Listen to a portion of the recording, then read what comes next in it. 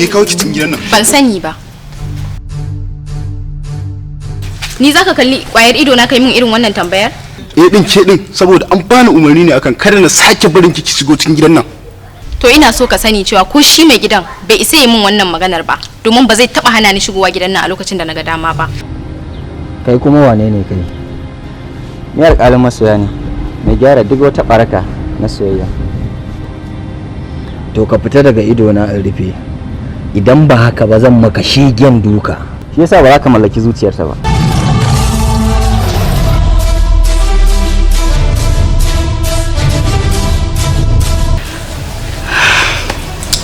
Na ƙara miki kwana 7 a sama. Na gode, ki jira lokaci.